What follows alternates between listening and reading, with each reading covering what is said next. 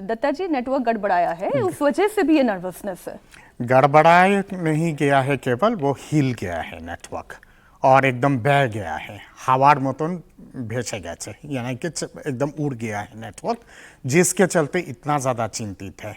आप याद कीजिएगा कुछ दिन पहले टीएमसी के सांसद महुआ मैत्र जी ने गुजरात के लोगों को लेके आज़ादी के जो वो है मतलब कि संघर्ष रहा है, कितने गुजराती सुभाष चंद्र बोस की बात की, रविंद्रनाथ ठाकुर की बात की, सबकी बात की, लेकिन भूल गए गुजरात का एक जीरो कंट्रीब्यूशन है, कोई रहा ही नहीं है आज़ादी के दौरान। क्या महुआ मैत्र जी नहीं जानती हैं कि भवानीपुर में लगभग 20-25 हज़ार के आसपास गुजराती रहते हैं? किस वजह से ये बयान दिया गया? ये सोचने वाली बात है। Over confidence? ओवर कॉन्फिडेंस नहीं, सोचने वाली बात है।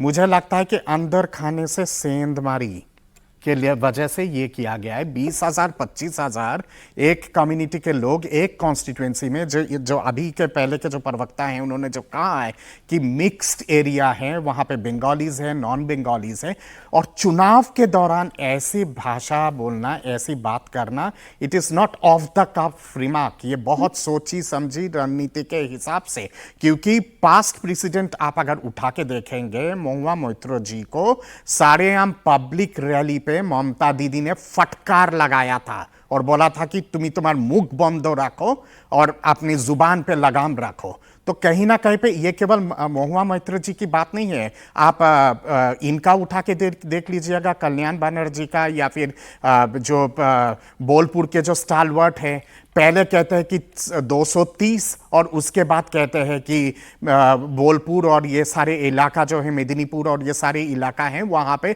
20, 25, 30 से ज्यादा टीएमसी को सीटें नहीं मिलेगी। इस तरह की चीजें तो अंदर खाने बहुत कुछ चल रहा है।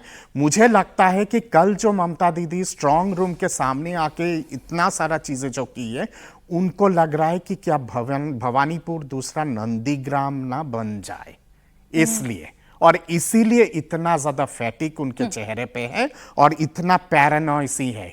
कैरिस्मेटिक लीडर नो डाउट है, और मैं आज के डेट में भी कहता हूं कि विपक्ष में सबसे ज्यादा कैरिस्मेटिक लीडर अगर कोई है तो वो ममता बनर्जी है। राहुल गांधी आसपास टिकता भी नहीं है ममता दीदी के सामने। तो तुलना ही नहीं होनी चाहिए। पर फैटिक जिस तरह का है, नर्वसनेस जिस तरह का है, उनके तमाम जिस तरह के बयान हैं, वो बयान से ही समझ में आता है।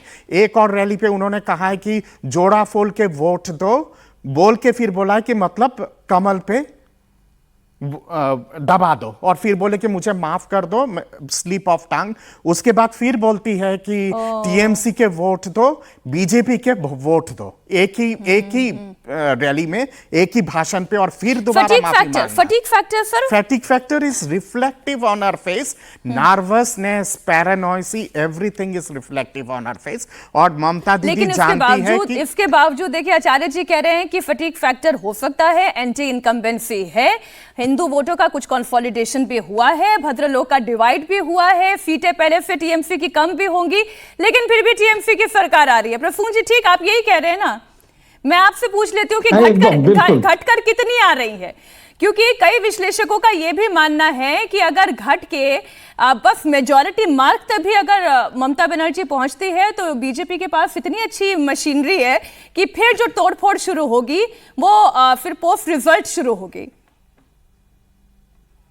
देखिए इसका चर्चा एक झालमुड़ी दुकान से लेके कोई आईएएस वाले भी कर रही है, लेकिन मेरा कहना है भद्रलोक कर रहा है, गरीब आदमी भी कर रहा है। अगर बीजेपी 220 तक चला जाएगा तो सरकार बनेगा। हमारा जो जानकारी है, वार रूम पे जब अमित शाह बैठे थे तमाम लीडरों के साथ, और जहां सुनील बलसन था, जहां भूपेंद्र यादव थे, और जहां आपका शुभेंदु नहीं था, बाकी जो सुकांत मजूमदार वगैरह वगैरह था, तो अमित शाह कहा मेरे को 116 सीट लेके दो तो हम सरकार बना लेंगे। लेकिन वो चर्चा बाहर में फैल गया और हर लोग ऐसा सोच रहे हैं कि अगर 116, 17 या 120 होगा तो सरकार बना लेगा। लेकिन मेरा सवाल यही है, तो कैसे बनाएगा? चुनाव का पहले तो नहीं बन पाएगा।